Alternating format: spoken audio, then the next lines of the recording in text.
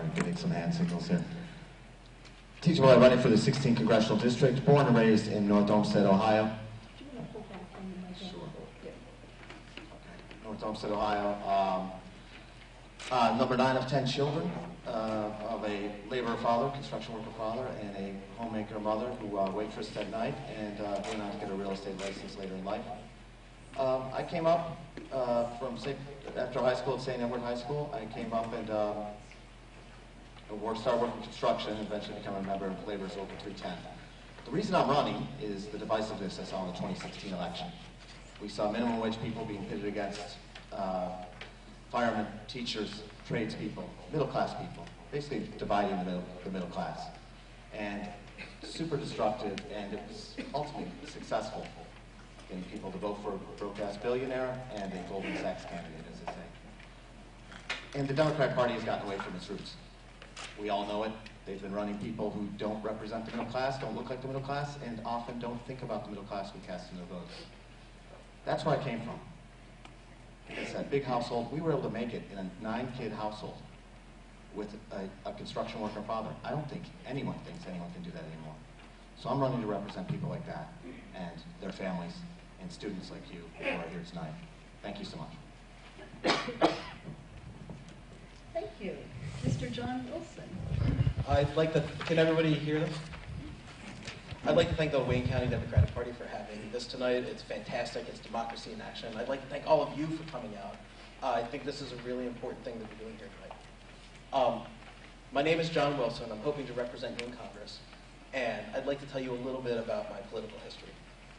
My family did not talk about politics very much growing up. So my first exposure to it came when I went to college at Georgetown University in Washington, D.C.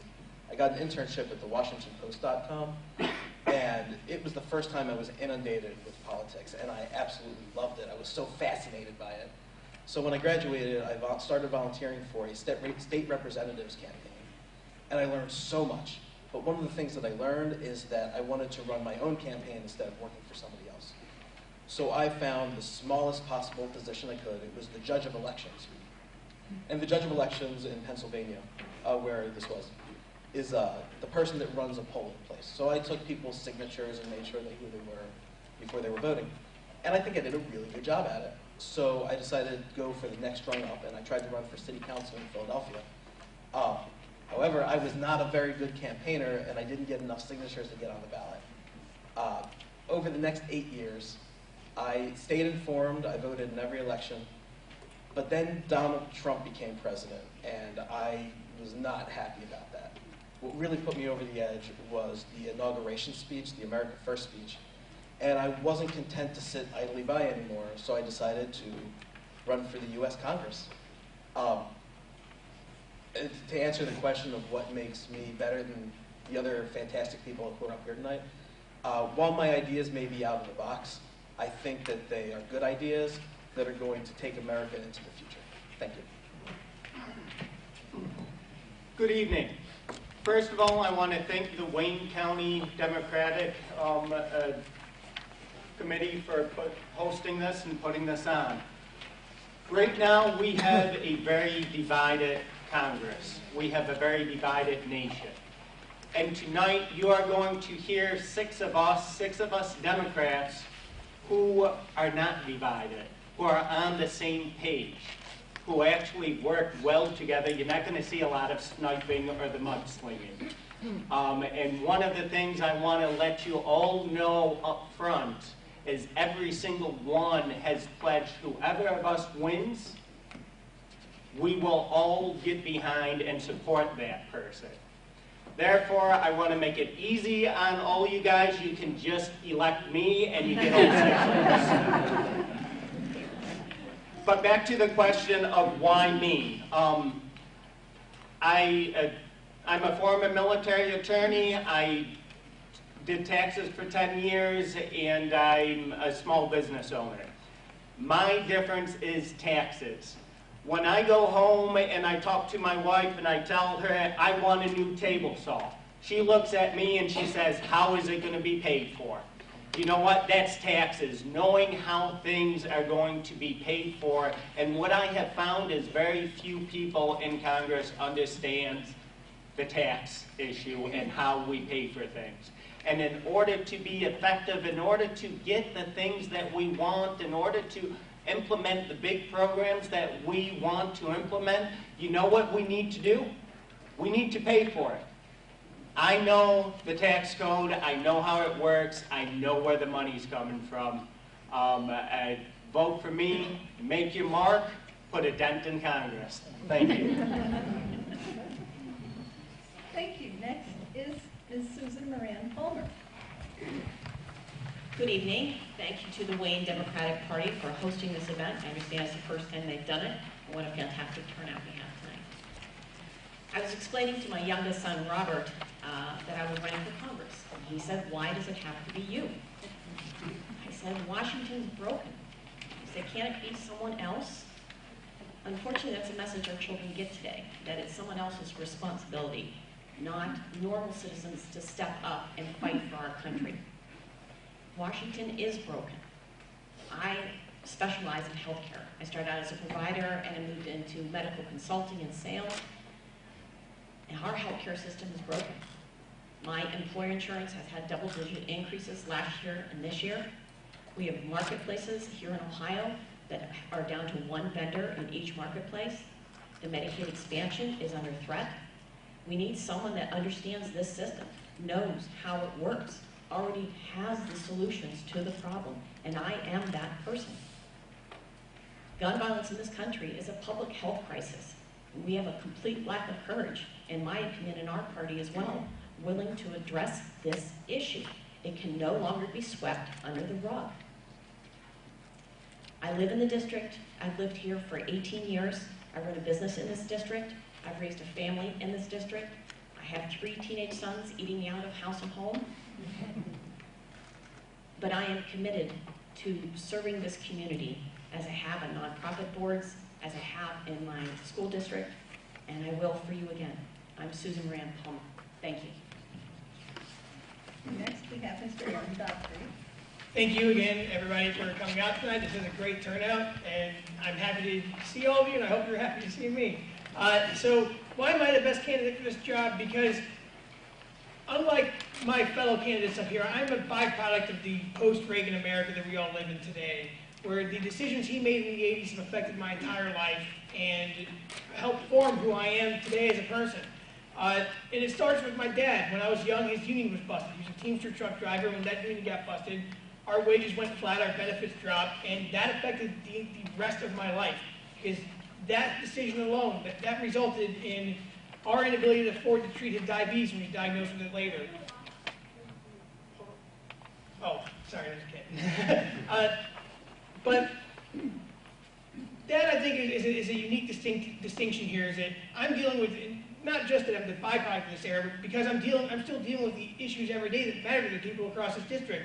How they're going to pay for their bills, how they're going to put food on the table and a roof over their head, how they're going to deal with massive student loan debt that the people who attend this school and the College of Worcester are going to be very familiar with tragically soon. When I come at you with solutions to the problems that we face as a nation, it's as someone who's experiencing them myself, as someone who knows what would help in my situation and knows what would help people like me in my situation. So that's one of the reasons I think that I'm the best candidate for this job in the general election. But beyond that, if you're looking for grassroots support, if you're looking for a bold progressive to lead us into flipping this district blue, I'm your guy. I have the endorsement of the Cuyahoga County Progressive Caucus, which is the largest progressive organization in Northeast Ohio, and possibly in the state. I don't know about that, but I have a feeling they are. And the Ohio Batch, which is an organization of teacher activists. And I'll leave it there. Thank you. Thank you. And finally, we have Mr. Grant Goodrich. Good evening, everyone. My name is Grant Goodrich. I'm running for Congress in the 16th Congressional District. Thank you so much to the Wayne County Democratic Party and the College of Worcester Democrats for hosting us tonight. Wonderful to see such a big crowd out here. I feel that I am far and away the best person to represent the Democratic Party in this district, and I'd like to tell you why. First and foremost, I am the most qualified candidate when we talk about professional experience relevant at the federal level.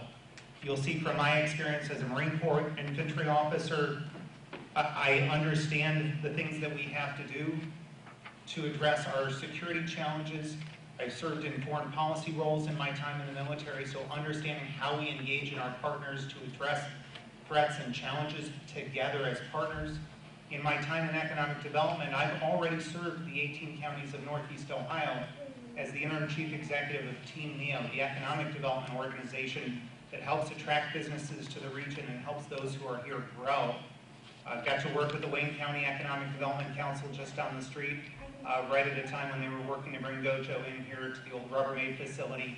And so understand a lot about this community and about the strengths and challenges that you're facing. My current role at the Great Lakes Energy Institute at Case Western Reserve, we're working on developing the next generation of energy technologies that our nation so desperately needs. And so I understand economic development issues. How do we improve upon infrastructure? How do we give our communities the resources they need to be successful? I understand the energy policy that we need if we're going to transform this nation, continue to grow good jobs that can take our economy forward. Look, I'm a father and a husband, and I think voters are looking for someone who understands that we're working each and every day to make our families better, to take care of our families, and I will take care of your family in Congress as well. Again, my name is Grant Goodrich. It's Goodrich Just Like the Tires, and I'm looking for your vote on May 8th. Thank you.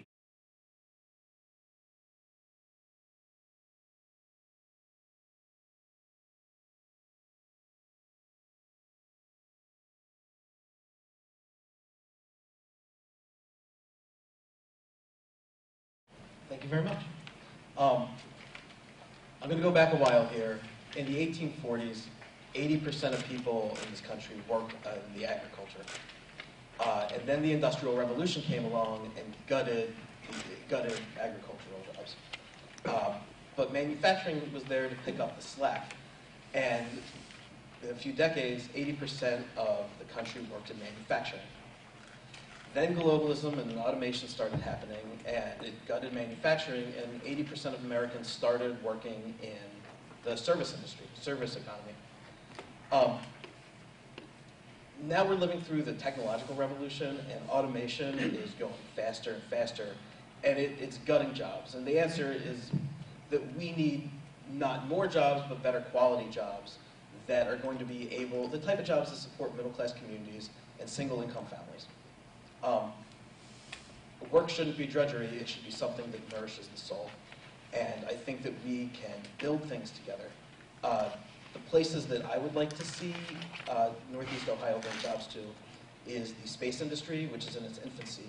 I think if we invest in it now, by expanding places like Glenn Research Center, they have 7,000 jobs now, good jobs, and they have an economic impact of $700 million. I think we could work with the federal government to expand that. I'd also like to see Northeast Ohio become a transportation hub. There's currently a study being done to see if a Hyperloop is able to be built between Chicago and Cleveland. And it would be an economic miracle for both cities. It would allow people to travel back and forth in about an hour and a half, I believe. So to bring jobs here, I think we need to invest in transportation, infrastructure, and the space industry. Thank you.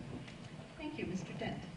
Wayne County is #1 in dairy in the state of Ohio, and it's #3 in agricultural. At the same time, Wayne County lags the state by about $8,000 per capita on income. One of the ways and one of the growth things that I would like to see replicated and stepped up is a model that I saw happening in downtown Worcester. There is a shop there called Local Roots. What it basically is a business incubator. Any of you guys been to Local Roots? Okay. They bring in local produce. They give a market for people to buy stuff. They also have a commercial kitchen in which people can make hot sauce and begin to market it. Wayne County, where you guys live, you are a 1-hour plane ride from 50% of the U.S. population. You are in a great logistics hub. And the model of starting things locally, rather than looking outside to have some big corporation provide jobs and siphon the money away. I think it's time to look inside and look locally and build businesses from within and use ideas like this, the local roots. Ramp that up, do that where we are marketing nationwide and we are creating jobs from within and expanding. And I believe in doing that, we will all benefit and we will keep the funds local rather than as sending that out to other states. Thanks. Thank you. Ms. Coleman, what are the specific strategies you will use to bring wage jobs to the district? Thank you for the question. Bringing jobs to the district is obviously a very important matter for our local economy. When the corporate tax cut was first looked at by the GOP, they were supposed to put in a practice to finance it, and it was called border adjustment tax. And the border adjustment tax was taxing everything that is imported into the country 25% and allowing exporting to be free. That plan was an excellent plan. First off, it funded the corporate tax cut versus borrowing almost $2 trillion. Secondly, it would encourage manufacturing here in the United States. It would also encourage all U.S. companies to look at their supply chains. Are you shipping things down to Mexico like GM with their wiring harnesses to get the cheap labor and then flipping it back over?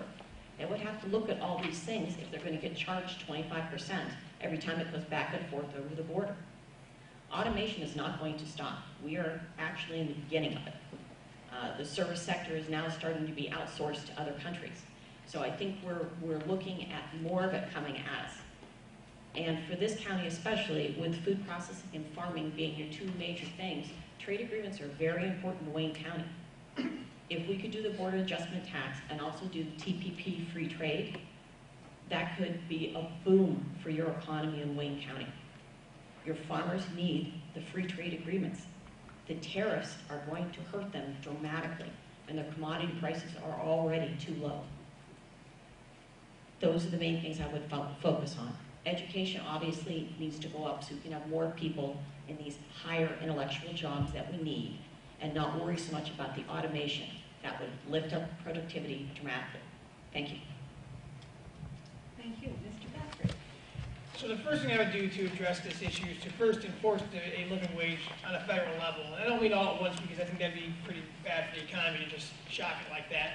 But to increment it upwards towards above $15 an hour over the space of a couple of years.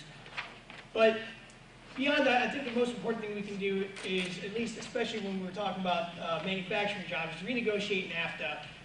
Part of the reason that that was such a disaster for especially Ohio is that it allowed companies to ship their jobs overseas, and now they get tax cuts for it if they just ship their jobs to Mexico because they get free trade here and they get to pay their people a lot less than we get paid here.